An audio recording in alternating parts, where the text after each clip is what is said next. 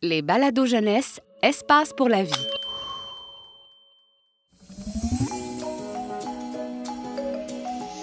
Vous écoutez Radio Plante, la radio par et pour les plantes. Un balado du Jardin botanique de Montréal.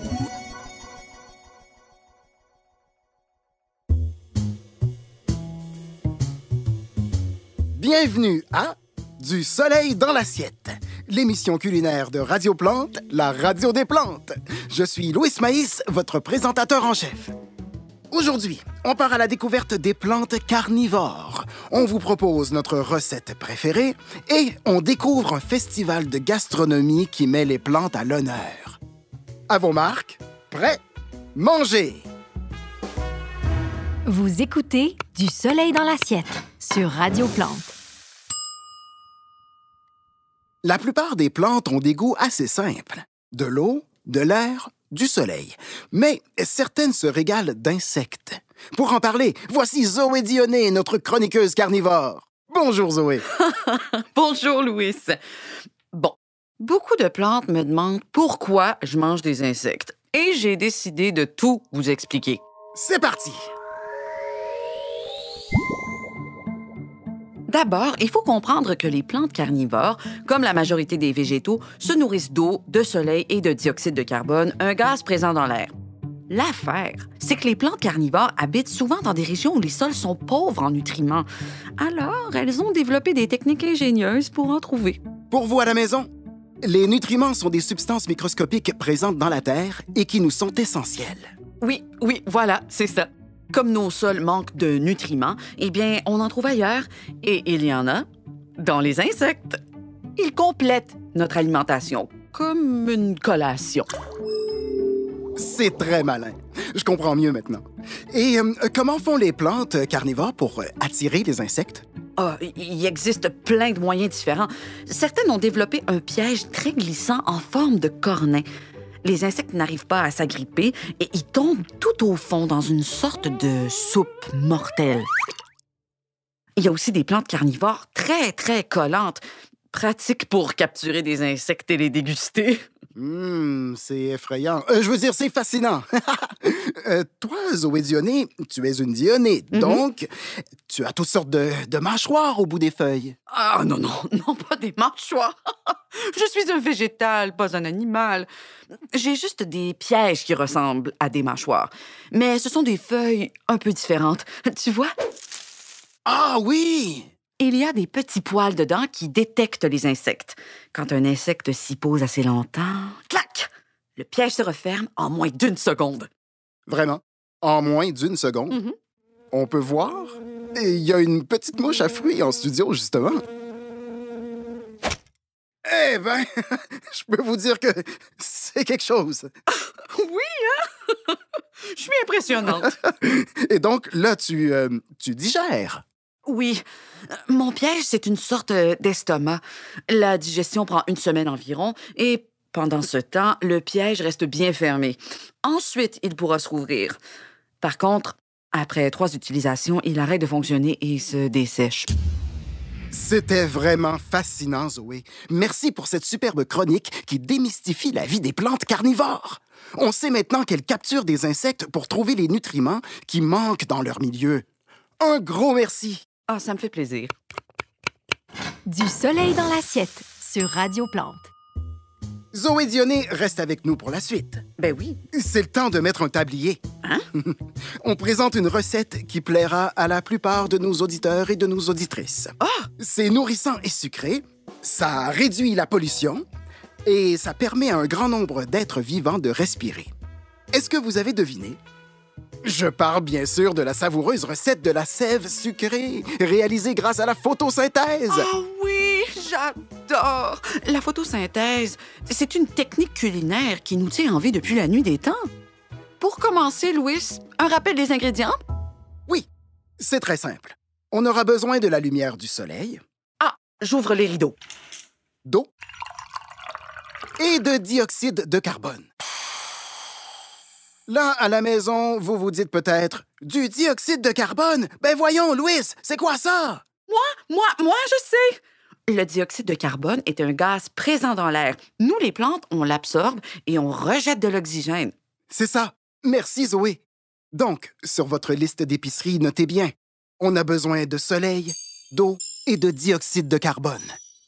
Pour pimenter le tout, vous ajoutez dans votre eau tout un tas de nutriments, des petits éléments essentiels présents dans la terre. Et au niveau des quantités, eh bien, disons que ça dépend de vous, de vos goûts et de votre environnement. Bon, tout le monde a ses ingrédients? Oui, Zoé? je suis prête. On peut passer à la préparation. La première étape se passe du côté de vos racines poilues. Ah, je vous entends rire à la maison. Bien sûr qu'on a des poils aux racines. Oui, c'est grâce à elles que vous pouvez extraire de l'eau et des nutriments du sol. Deuxième étape, il faut aspirer cette sève brute comme avec une paille pour qu'elle monte dans vos tiges jusqu'aux feuilles. Là, on arrive au cœur de la recette. C'est là que se passe le coup de maître, le tour de magie. Dans les feuilles, on va charger l'eau en sucre, un sucre spécial que les plantes adorent. Oui, cette troisième étape, c'est mon moment préféré. Vous allez orienter vos feuilles vers le soleil, comme des panneaux solaires. Laissez entrer le gaz carbonique, mélangez le tout avec l'eau et hop, tadam! Grâce à l'énergie du soleil, vos feuilles vont transformer le mélange en délicieuse sève sucrée. Une belle sève élaborée. Miam! Ah, c'est ça, la photosynthèse. C'est dans cette sève riche en sucre que vous puiserez toute l'énergie nécessaire pour pousser, fleurir et produire vos fruits. C'est grâce à elle qu'on grandit et grandit encore. Wouhou! Et surtout, c'est délicieux. Oh, attends! Garde ton tablier, Zoé. Il manque le point final de notre recette. Pour ne pas se sentir ballonné et les tiges lourdes après ce bon repas, il faut faire un bon petit rot pour relâcher de l'oxygène dans l'atmosphère. J'ai failli oublier. Ben oui, après avoir mangé, pouf, les plantes libèrent de l'oxygène qui permet aux animaux et aux humains de respirer. C'est vrai, nous, les plantes, on consomme le dioxyde de carbone, tandis que les humains consomment notre oxygène. C'est un cycle de la vie où on existe en harmonie. Ah oui, nous, les plantes, on est tout simplement essentiels à la vie. Oubliez jamais ça, les amis. Et en plus, on est autonome. On fabrique nous-mêmes notre nourriture. Nous sommes les seuls êtres vivants à y parvenir. À part mes petites collations carnivores, c'est vrai qu'on est indépendante. Et que je suis fière d'être une plante. Oh là là là là là là. Est-ce qu'on est philosophe à Radio Plante? Bon, je crois qu'on a fait le tour de notre recette préférée. Grâce au soleil, nous avons transformé l'eau, les nutriments et le dioxyde de carbone en sucre et en oxygène. Bon appétit! Vous écoutez Du soleil dans l'assiette sur Radio Plante. On passe maintenant à notre chronique Découverte. Notre journaliste sur le terrain, Mayline Aubépine, est à un festival bien spécial dédié à la gastronomie végétale. Mayline, où êtes-vous cette semaine? Bonjour Louis, bonjour tout le monde. Je suis aux îles de la Madeleine aujourd'hui pour le festival Mangez-nous, qui fait la promotion de l'alimentation végétale. Fantastique! Alors, expliquez-nous ce qu'il en est. Bien sûr, Louis. Le festival Mangez-nous célèbre le répertoire gastronomique que les plantes offrent aux autres êtres vivants.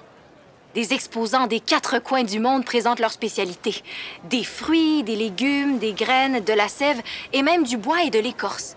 La foule est impressionnante. Oiseaux, insectes, poissons, mammifères. Des millions d'espèces animales sont venues assister à l'événement, humains inclus. J'adore! D'ailleurs, j'ai quelques cousins éloignés qui participent à ce festival. C'est exact, Louis. Le maïs est effectivement représenté au pavillon dans le champ, destiné aux humains. Même si les ratons laveurs en raffolent aussi. Ça doit être un gros pavillon. Les humains mangent tellement de produits végétaux. En fait, non, pas vraiment. Ah bon? Les humains mangent une grande quantité de plantes, mais ils n'en consomment pas une grande variété. Les 3/4 de leur alimentation viennent de 12 espèces végétales seulement. 12! Les principales sont les pommes de terre, le blé, le riz et le maïs. C'est tout? C'est quand même étonnant quand on pense que les humains ont identifié près de 400 000 espèces de plantes sur Terre. Peut-être qu'ils sont difficiles. Peut-être, Mais le bon côté, c'est que ça laisse d'autres choses à manger pour les animaux et les insectes. Des graines, des feuilles, des bourgeons, de l'écorce. Et puis plein d'animaux se nourrissent aussi de ce que les humains font pousser. Me voilà rassuré. Et pour le reste du festival? Les autres pavillons sont beaucoup moins ordonnés. C'est une véritable jungle. D'ailleurs, celui des tropiques est très populaire. J'ai discuté avec un manguier venu d'Inde qui offrait à goûter ses mangues. Elles ont fait fureur chez les oiseaux et les humains. Fascinant. Et on m'a dit qu'il y a eu un petit drame plus tôt aujourd'hui. Oui, Louis. Au pavillon, les délices de la forêt. Des termites, ces insectes venus du sud qui dévorent le bois, eh bien, ils se sont plaints qu'une famille de castors mâchouillait toutes les bûches sans égard pour les insectes qui étaient dans les troncs. Les castors ont dit que c'était la première fois qu'ils voyaient des termites et qu'ils étaient vraiment désolés. Oh, mon doux. J'espère que tout le monde s'en est bien sorti. Méline, j'ai entendu dire que cette année, il y avait une section mixte pour les brouteurs. Tout à fait. C'est un immense terrain de soccer offrant un mélange d'herbes et d'arbustes des prairies, de la savane et de la steppe. C'est une zone très populaire pour tout un tas d'animaux.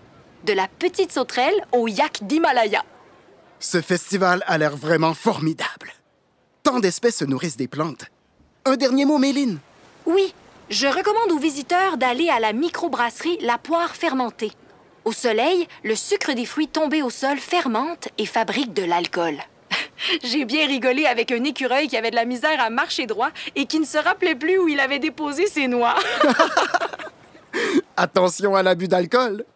Merci, Méline. On vous retrouve la semaine prochaine pour de nouvelles aventures gastronomiques. Merci, Louis. À bientôt. Et c'est déjà la fin de Du soleil dans l'assiette. L'émission gourmande de Radio Plante, la radio des plantes. Bon appétit chez vous à la maison et on se retrouve la semaine prochaine.